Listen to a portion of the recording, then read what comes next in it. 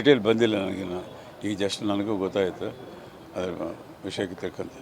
Sir, Pratap Simha ಅವರು ಹೇಳ್ತಾರೆ ಸಿದ್ದರಾಮಯ್ಯ ಅವರು ಕನ್ನಡಿಗರ ಸರ್ಕಾರ ಅಲ್ಲ, ತಾಲಿಬಾನ್ ಸರ್ಕಾರ ಅಂತ ಹೇಳಿ. ನೋಡಿ, ಈಗ ಈ ರೀತಿ ಮಾತಾಡಿ ಎಲ್ಲ ಸಮಾಜದಲ್ಲಿ ಎಲ್ಲ ಈ ರೀತಿಯಾದಂಥ ವಾತಾವರಣ ತರೋದು. ಅವರು ಹೇಳಿದ್ರಲ್ಲ, ಸಿದ್ದರಾಮಯ್ಯನ ಬಗ್ಗೆನೂ ಮೆಚ್ಚುಗೆ ವ್ಯಕ್ತಪಡಿಸಿದ್ರೆ ಅವ್ರ ಪಾರ್ಟಿಲಿಂದ ಅವ್ರಿಗೆ ಬಗ್ಗೆ ರಿಯಾಕ್ಷನ್ಸ್ ಬಂದಿದ್ದು.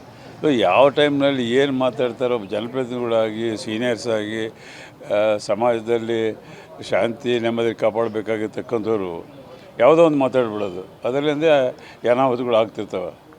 ಅದು ಬಿ ಜೆ ಪಿಯವರಿಗೆಲ್ಲ ಅದರಲ್ಲೇ ಇದ್ದಾರೆ ಎಲ್ಲರೂ. ಅಂದರೆ ಅವ್ರ ಪಾರ್ಟಿಯವ್ರ ಮನವೊಲಿಸೋಕ್ಕೋಸ್ಕರ ಈ ಥರ ಯೂ ಟರ್ನ್ ನೋಡಿದ್ರೆ ಸರ್? ಅದೆಲ್ಲ ನನಗೆ ಗೊತ್ತಿಲ್ಲ, ಇದು ಬ್ಯಾಕ್ಗ್ರೌಂಡ್ ಅಂತ ನನಗೆ ಇನ್ನೂ ಮಾಹಿತಿ ಇಲ್ಲ.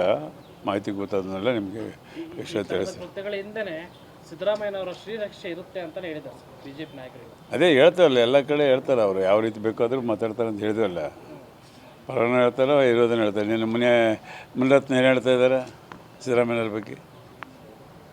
ಹೀಗೆ ಅವರು ಯಾವುದೂ ಒಂದು ಪಕ್ಷ ಸಿದ್ಧಾಂತ ಪದ್ಧತಿ ಇಲ್ಲ.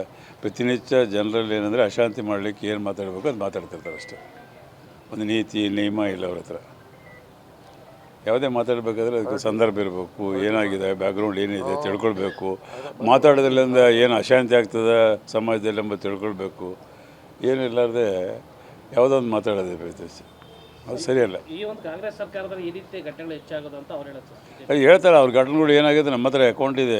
ಪೊಲೀಸ್ ಡಿಪಾರ್ಟ್ಮೆಂಟ್ನಲ್ಲಿ ಯಾವಾಗಲೂ ಇರ್ತದೆ. ಈಗಾಗಲೇ ಮೊನ್ನೆ ನಡೆದಿರ್ತಕ್ಕಂಥ ಅಸೆಂಬ್ಲಿನಲ್ಲಿ ಕೌನ್ಸಿಲ್ನಲ್ಲಿ ಕ್ಲಿಯರಾಗಿ ಹೋಮ್ ಮಿನಿಸ್ಟರ್ ಹೇಳಿದ್ದಾರೆ, ಆ ಟೈಮ್ನಲ್ಲಿ ಏನೇನು ಘಟನೆಗಳಾಯಿತು, ಏನೇನು ದರೋಡೆಗಳಾಗಿದ್ವು, ಎಷ್ಟೆಷ್ಟು ರಿಕವರಿ ಆಯಿತು, ಈಗೇನು ರಿಕವರಿ ಆಗ್ತಾಯಿದ್ದಾವೆ, ಏನೇನು ಹತ್ಯೆ ಆಗಿತ್ತು, ಏನು ಆತ್ಮಹತ್ಯೆ ಆಗಿತ್ತು, ಏನು ಯಾವ ರೀತಿಯಾಗಿ ಕರೋನಾ ಬಂದಾಗ ಪರಿಸ್ಥಿತಿ ಏನಿತ್ತು ರಾಜ್ಯದಲ್ಲಿ, ಇವೆಲ್ಲವನ್ನು ಎಲ್ಲ ಮಾಹಿತಿ ಕೊಟ್ಟಿದ್ದಾರೆ ಮೊನ್ನೆ ಅಸೆಂಬ್ಲಿಯಲ್ಲಿ ಕೌನ್ಸಿಲ್ನಲ್ಲಿ.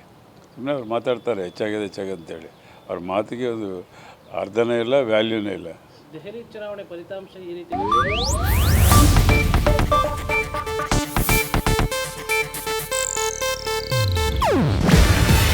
ಇದು ಏಷ್ಯಾನೆಟ್ ನ್ಯೂಸ್ ನೆಟ್ವರ್ಕ್ ಪ್ರಸ್ತುತಿ.